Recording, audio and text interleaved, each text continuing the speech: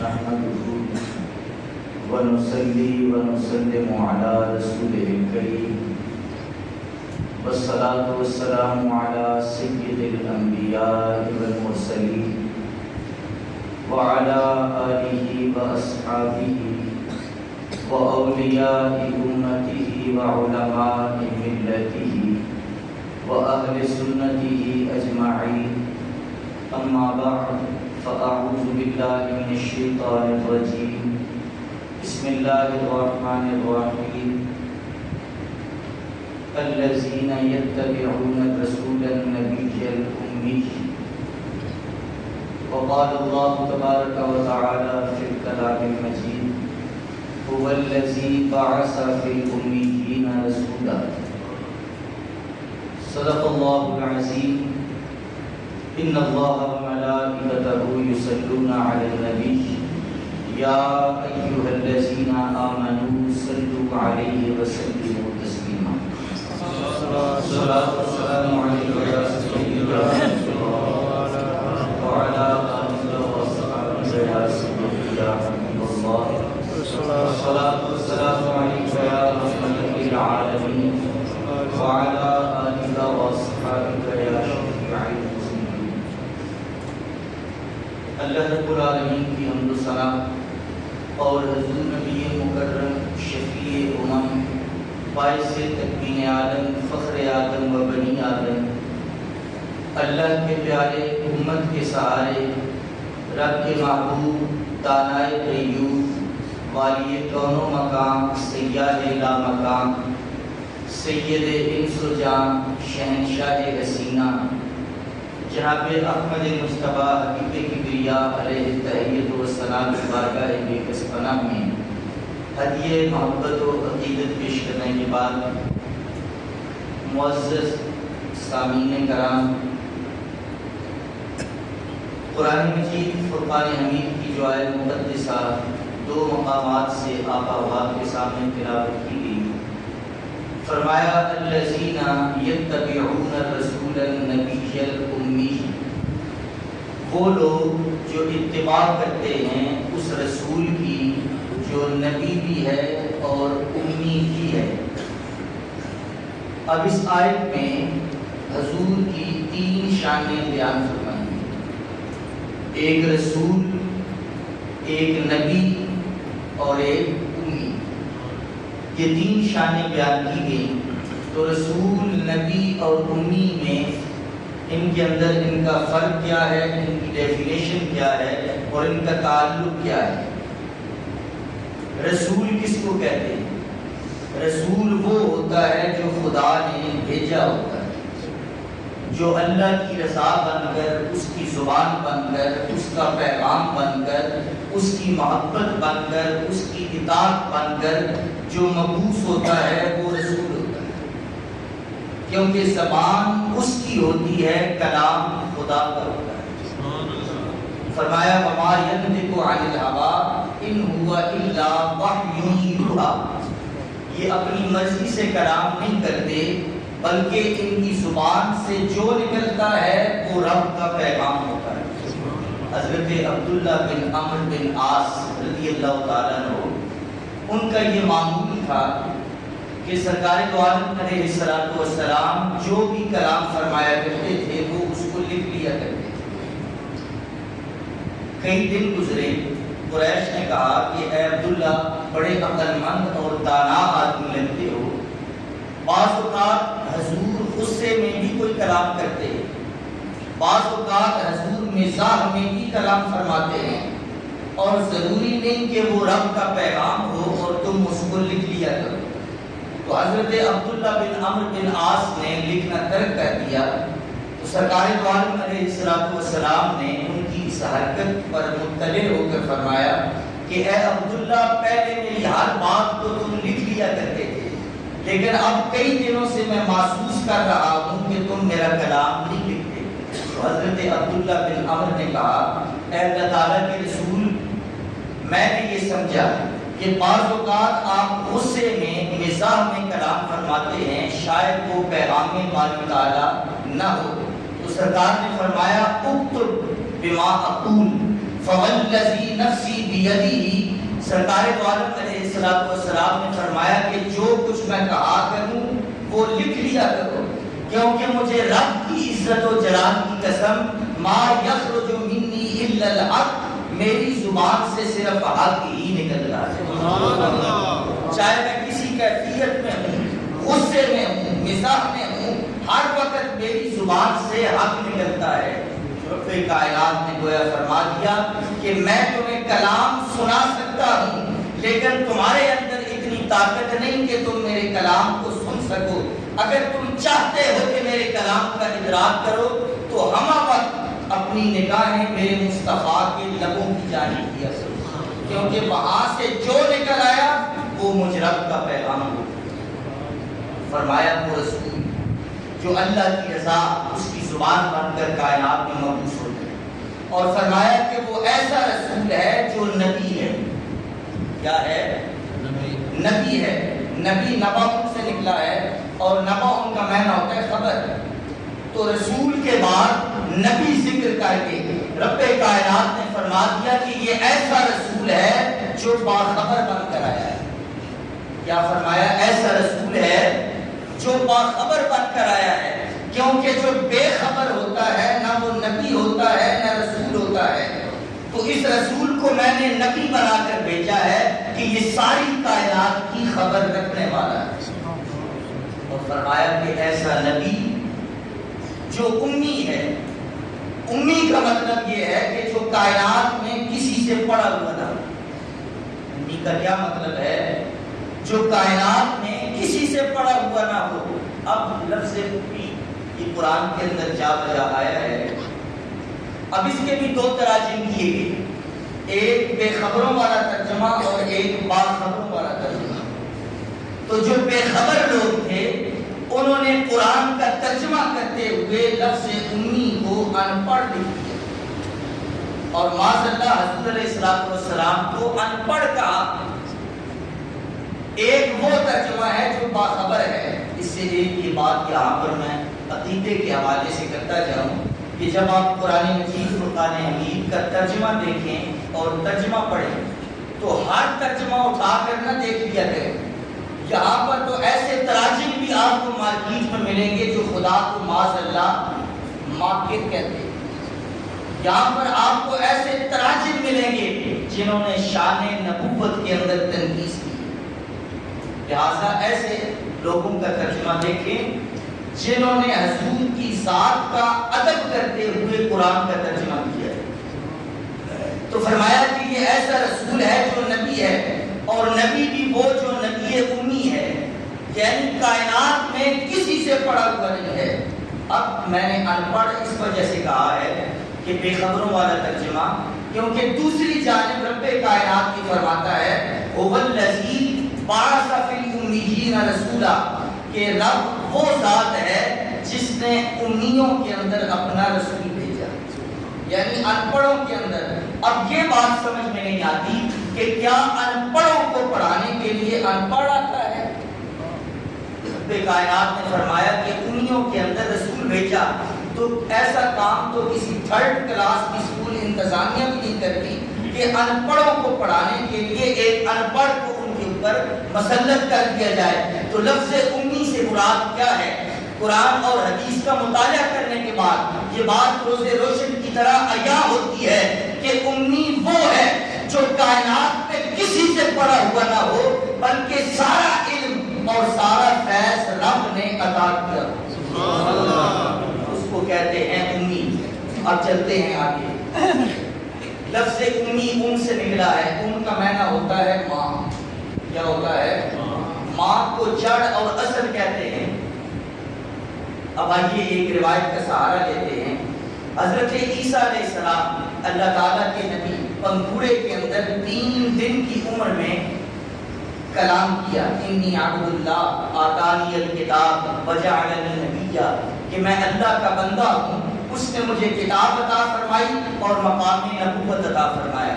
تو 3 دن کی عمر میں انہوں نے اپنی نبوت کا اعلان کیا، ماں کی پاک دامنی کو ثابت کیا۔ لیکن آپ قرآن اور انجیل اٹھا کر دیکھیں، کہیں بھی حضرت عیسیٰ عیسیٰ علیہ السلام کو امی نہیں کہا گیا، کہیں بھی امی نہیں کہا گیا۔ اب دوسری جانب فرمایا کہ پیروی کرو اس رسول کی جو نبی ہے اور امی ہے۔ اس بات کو سمجھنے کے لیے ہمیں اس حدیث کا سہارا لینا پڑے گا۔ ایک دن حضرت عباس رضی اللہ تعالیٰ عنہ حضور کے چچا جان بارگاہ رسالت مآب میں حاضر ہوئے اور کہنے لگے اے اللہ تعالیٰ کے رسول، آج میں آپ کو آپ کے بچپن کی ایک بات سناتا ہوں۔ سرکار نے فرمایا بتاؤ عباس چچا وہ کون سی بات ہے؟ کہا کہ ایک مرتبہ بچپن میں آپ کے گھر داخل ہوا، شاید آپ اماں حلیمہ کے گھر میں تھے اور پنگھوڑے کے اندر تھے، تو میں نے جب آپ کے چہرے کو دیکھا، ایسا حسین و جمیل چہرہ، اور اچانک میری نگاہ آسمان کی جانب اٹھی تو چاند تیزی کے ساتھ گردش کر رہا تھا۔ کیا کر رہا تھا؟ میں نے کہا یہ آج آسمان کے چاند کو کیا ہو گیا ہے جو اتنی تیزی سے گردش کر رہا ہے؟ اچانک پنگھوڑے کے اندر میری نظر آپ کی انگلیوں پر پڑی، تو یا رسول اللہ جس جانب آپ کی انگلی کا اشارہ ہوتا چاند اسی جانب حرکت کرتا تھا۔ یہیں پر اعلیٰ حضرت کی رگ محبت تڑپ اٹھی، کہا کہ چاند جھک جاتا جدھر انگلی اٹھاتے مہد میں، کیا ہی چلتا تھا اشاروں پر کھلونا ان کا۔ یا رسول اللہ آپ کو کھلانے والا کوئی نہ تھا، چونکہ آپ نوری ہیں تو رب کائنات نے ایک نور کا کھلونا آپ کو عطا فرما دیا۔ سرکار نے فرمایا کہ اے میرے چچا عباس، آپ اس بات پر حیران ہو گئے، میں آپ کو اس سے بھی عجیب بات بتاتا ہوں۔ حضرت عباس نے کہا یا رسول اللہ اس سے عجیب بات کیا ہے؟ تو آپ نے فرمایا کہ تم تو میرے پنگھوڑے کی بات کر رہے ہو، مجھے رب کی عزت و جلال کی قسم، میں اپنی ماں کے پیٹ میں تھا، عرش کے اوپر ملائکہ تسبیح کیا کرتے تھے اور میں اس تسبیح کی آواز کو سن لیا کرتا تھا، لوح محفوظ پر قلم چلتا تھا اور میں اس قلم کے چلنے کی آواز کو ماں کے پیٹ کے اندر سن لیا کرتا تھا۔ فرمایا پیروی کرو اس رسول کی جو نبی ہے اور امی ہے، تو پتہ چلا جو 3 دن یا اس سے زائد عمر کے اندر اپنی نبوت کا اعلان کرے وہ امی نہیں ہے، بلکہ فرمایا امی وہ ہے جو ماں کے پیٹ سے باخبر ہو کر آتا ہے۔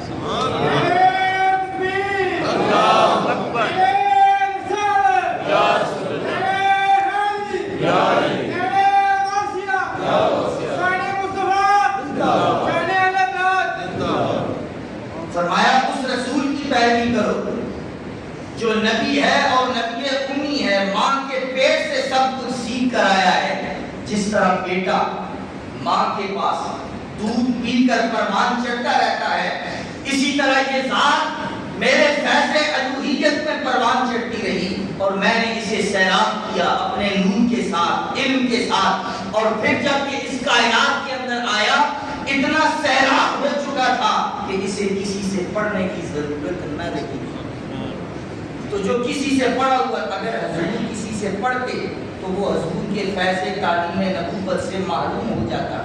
تو اللہ تعالیٰ نے اپنے نبی کو اتنا سیراب کر کے علم سے اور تمام خزانوں سے سیراب کر کے اس کائنات کے اندر مبعوث کیا، تو اس کو رسول امی کہا جاتا ہے۔ اب ماں کو بھی اس وجہ سے کہا جاتا ہے کہ وہ اصل اور جڑ، ماں بیٹے کی جڑ ہے، اس وجہ سے اس کو اصل کہا جاتا ہے۔ تو فرمایا کہ یہ وہ رسول ہے کہ ساری کائنات میں بے شک سب سے آخر میں آیا ہے، لیکن ساری کائنات کی جڑ یہ ذات مصطفیٰ ہے۔ لوح قلم بھی اس سے بنی، عرش و کرسی بھی اسی سے بنی، قدسیان فلک بھی اسی سے بنے، کائنات کا ہر حصہ اس کے دامن سے، اس کے وجود، اس کے نور سے بنا۔ فرمایا کہ یہ وہ رسول ہے جو امی ہے، بے شک سب سے آخر میں آیا، لیکن ساری کائنات کی جڑ یہی ذات ہے، کیونکہ ایک رب تھا اور رب نے سب سے پہلے جس ذات کو تخلیق کیا وہ نور مصطفیٰ تھا، اور اس نور کے فیضان سے اللہ نے ساری کائنات کو تخلیق کیا۔ یہ وہ رسول امی ہے۔ پھر فرمایا اب مکہ شہر اس کو کیا کہا جاتا ہے؟ ام القریٰ۔ کیا کہا جاتا ہے؟ ام القریٰ۔ اس کو ام القریٰ کیوں کہا جاتا ہے؟ آپ سائنس کے اندر پڑھیں، احادیث کے اندر، تاریخ کے اندر پڑھیں کہ ساری زمین پہلے سمندر تھی، کیا تھی؟ سمندر تھی. آہستہ آہستہ سمندر ختم ہوا، ایک زمین کا ٹکڑا اس سے رونما ہوا. تو حدیث کے اندر اور تاریخ کے یہ الفاظ ہیں کہ سب سے پہلے جو زمین کا ٹکڑا نمودار ہوا وہ شہر مکہ تھا. کیا ہے وہ؟ شہر مکہ تھا. تو تمام شہروں کے ظہور میں ظہور اول مکہ تھا، اس کو ام القریٰ کہا. فرمایا کہ جس شہر سے سارے شہروں کی ابتدا ہو وہ ام القریٰ ہے، اور جس ذات سے ساری انسانیت اور مخلوق کی ابتدا ہو وہ رسول امی ہے. اسی طرح سورہ فاتحہ کو ام الکتاب کہا جاتا ہے. کیا کہا جاتا ہے؟ ام الکتاب. تو اس سے کیا مراد ہے؟ یہ انپڑھوں کی کتاب. سورہ فاتحہ کو ام الکتاب اس وجہ سے کہا جاتا ہے کہ یہ سارے قرآن کی ابتدا اس سے ہو. تو فرمایا کہ جس سے سارے کائنات، ساری قرآن کی ابتدا ہو اس کو ام الکتاب کہا جاتا ہے، اور جس رسول سے کائنات کی ابتدا ہو اس کو رسول امی کہا جاتا ہے. اب آگے چلتے ہیں. امی سے لفظ امت نکلا ہے. کیا نکلا ہے؟ امت. امت کا معنی کیا ہوتا ہے؟ کہ بہت سے افراد جو کسی ماہیت میں کسی ملت پر جمع ہو جائیں، اکٹھ ہو جائیں، جامعیت ہو، اس کو امت کہا جاتا ہے. تو حضور علیہ السلام کے اندر اگر اس معنی کے تناسب سے دیکھا جائے تو کیا چیز جمع ہوئی کہ حضور کو امی کہا گیا؟ حضور میں کیا جمع ہوا کہ آپ کو رسول امی کہا گیا؟ فرمایا کہ بے شک یہ ذات ایک ہے لیکن ساری کائنات اسی سے وجود میں آئی. ساری کائنات اس کے اندر ہے. یہ ایک ہی ذات ہے لیکن آدم کا نور بھی اسی سے نکلا، نوح بھی اسی سے نکلے، اور حضرت عیسیٰ بھی اسی سے نکلے، حضرت یوسف و یعقوب بھی اسی سے نکلے. اور اللہ تعالیٰ کا نور جب پھیلتا گیا تو مختلف انبیاء بن گئے، اور جب ایک جگہ پر جمع ہوا تو محمد مصطفیٰ بن گئے. پورے کائنات کی صفیت کی تجلی چمکی، حضرت آدم بن گئے. اس کی روحیت کی تجلی چمکی، حضرت عیسیٰ بن گئے. اس کا حسن بے نقاب ہوا، حضرت یوسف بن گئے. تو رب کائنات کے نور کی ایک ایک تجلی کائنات میں بکھرتی گئی تو آدم و عیسیٰ بن گئے. اور اگر وہ نور ایک جگہ پر جمع ہوا تو رسول امی بن گئے. کیا بن گئے؟ رسول امی. اسی سے امام نکلا ہے.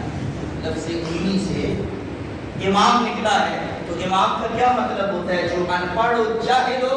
بلکہ اگر امامت کی شرائط دیکھی جائیں تو یہ لکھا گیا ہے کہ سب سے زیادہ امامت کا مستحق، کنز الدقائق کے اندر، ہدایت کے اندر یہ لکھا گیا ہے کہ سب سے زیادہ امامت کا مستحق وہ ہے جو سب سے زیادہ عالم ہو، جو سب سے زیادہ پڑھا ہوا ہو.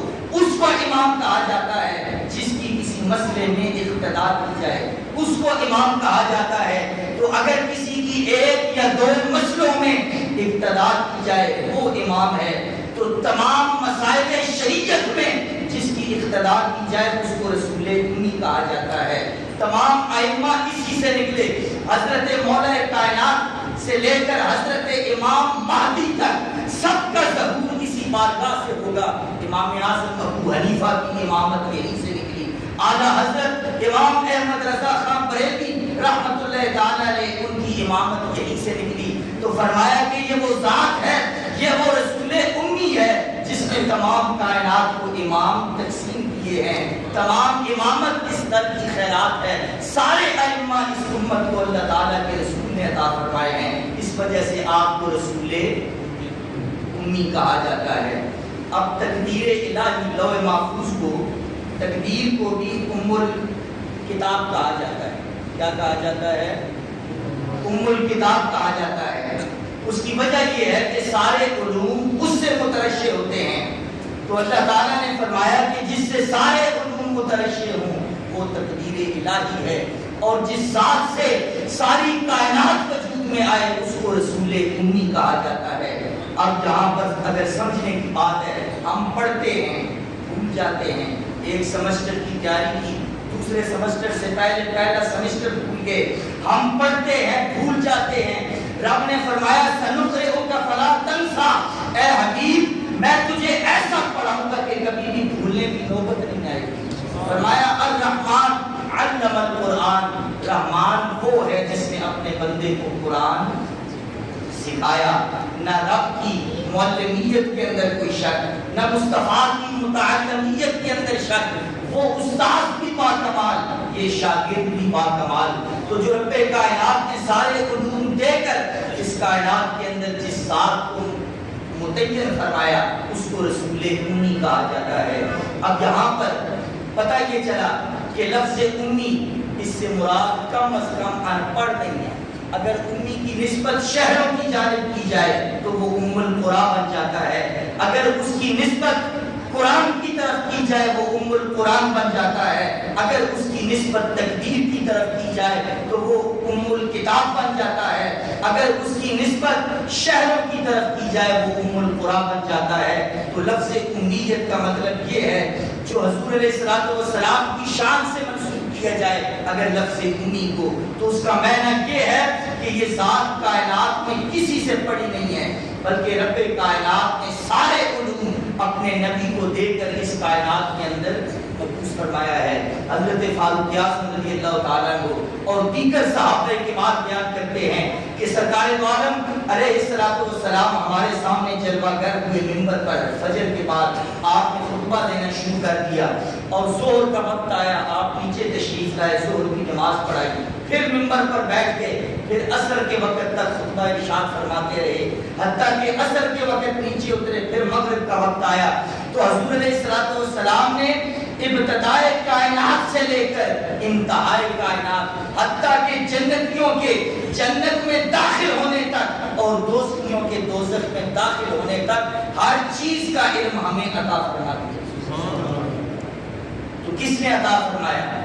جس کو کوئی پتہ ہی نہ ہو، جس کو کل کی خبر نہ ہو وہ عطا کرتا ہے یہ سارا علم، یا جس کو رب کائنات نے ہر چیز کا علم عطا فرما دیا؟ حدیث مبارکہ کے الفاظ ہیں، سرکار دو عالم علیہ السلام مسجد نبوی میں نماز کے لیے تاخیر سے تشریف لے کر آئے، صحابہ کرام سراپا سوال بنے، آپ نے فرمایا کہ رأیت ربی فی احسن صورہ، آج میں نے اپنے رب کو انتہائی حسین و جمیل شکل میں دیکھا ہے، رب کا دیدار کیا ہے۔ تو رب کائنات نے مجھ سے پوچھا کہ اے حبیب بتاؤ ملائے اعلیٰ کے فرشتے کس بات پر جھگڑا کر رہے ہیں؟ تو میں نے عرض کی کہ باری تعالیٰ مجھے اس کی خبر نہیں۔ تو سر رب کائنات نے اپنا دست اقدس میری پشت پر رکھا اور میں نے سینے کے اندر اس کی ٹھنڈک محسوس کی۔ تو رب کائنات نے میری آنکھوں کے سامنے سے حجابات اٹھا لیے، جو کچھ مشرق میں تھا میں نے وہ بھی جان لیا، جو کچھ مغرب میں تھا میں نے وہ بھی جان لیا۔ تو اللہ تعالیٰ نے تمام علوم جس کو اپنی بارگاہ سے عطا کیے ہوں، جب حضرت عباس رضی اللہ تعالیٰ عنہ کو ایک جنگ میں قید کیا گیا اور بات فدیہ دینے کی آئی تو حضرت عباس نے کہا اے اللہ تعالیٰ کے رسول، کہ میں کہہ رہا ہوں، انہوں نے محمد کہہ کر مخاطب کیا تھا کہ میرے پاس کوئی بھی چیز نہیں ہے، میرے پاس مال موجود نہیں ہے، لہٰذا میں آپ کو فدیہ نہیں دے سکتا۔ تو سرکار دو عالم علیہ السلام نے مسکرا کر کہا کہ وہ جنگ پر جاتے ہوئے جو تم اپنی بیوی کو سونا دے کر آئے کیا وہ تمہارے پاس موجود نہیں ہے؟ حضرت عباس کی زبان سے بے ساختہ کلمہ طیبہ نکلا، لا الہ الا اللہ محمد رسول اللہ، اور کہا کہ میں گواہی دیتا ہوں کہ آپ اللہ تعالیٰ کے سچے نبی ہیں، کیونکہ اس بات کا علم یا مجھے تھا یا میری بیوی کو تھا، اس کے علاوہ کسی تیسرے فرد کو اس چیز کا علم نہیں تھا۔ اگر اللہ نے آپ کو علم عطا فرمایا ہے تو یہ ماننا پڑے گا کہ آپ اللہ تعالیٰ کے سچے نبی ہیں، اللہ کے سچے رسول ہیں۔ آخر میں میلاد مصطفیٰ صلی اللہ علیہ وآلہ وسلم کے حوالے سے ایک بات عرض کر کے اپنی گفتگو کا اختتام کروں گا۔ کتاب کا نام ہے النعمۃ الکبریٰ۔